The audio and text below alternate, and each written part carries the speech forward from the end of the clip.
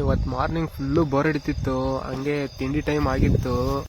ಅಲ್ಲೇ ನಮ್ಮೂರಲ್ಲೇ ಇರೋ ಹೋಟ್ಲಲ್ಲಿ ತಿಂಡಿ ಪಾರ್ಸಲ್ ಮಾಡ್ಕೊಂಡು ಸೀದಾ ನಮ್ಮೂರಿಂದ ಒಂದು 2 ಕಿಲೋಮೀಟ್ರ್ ಆಗ್ಬೋದು ಅಷ್ಟೇ. ಅಲ್ಲೊಂದು ಡ್ಯಾಮ್ ಇದೆ, ಅಲ್ಲಿ ಅಂದರೆ ಬ್ಯಾಕ್ ವಾಟರು. ಸುಮ್ಮನೆ ಹಂಗೆ ಒಬ್ಬನೇ ಹೋಗಿ ಒಂದು ವಿಡಿಯೋ ಮಾಡೋಣ ಅಂತ ಹೇಳ್ಬಿಟ್ಟು ಒಬ್ಬನೇ ಹೋದೆ. ಹಂಗೆ ಅಲ್ಲೇ ಒಬ್ಬನೇ ಫುಲ್ಲು ಶಿಸ್ತಾಗಿ ಕೂತ್ಕೊಂಡು ನೇಚರ್ ನೋಡ್ಕೊಂಡು ಹಂಗೆ ಪಾರ್ಸಲ್ ಓಪನ್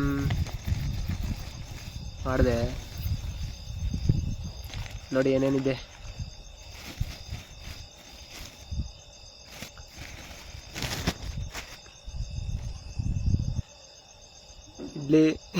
ಇಡ್ಲಿ ಚಟ್ನಿ.